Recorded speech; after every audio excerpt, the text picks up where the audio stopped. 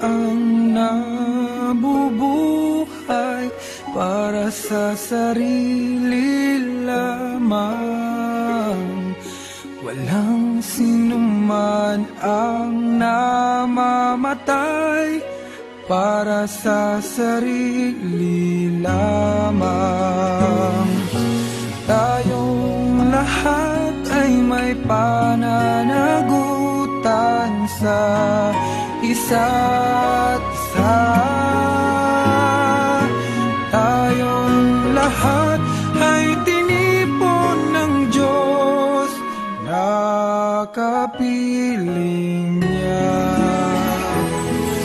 Sa ating pagmamahalan at paglilingkod sa kanino man, tayo ay magdadala ng balita ng kaligtasan.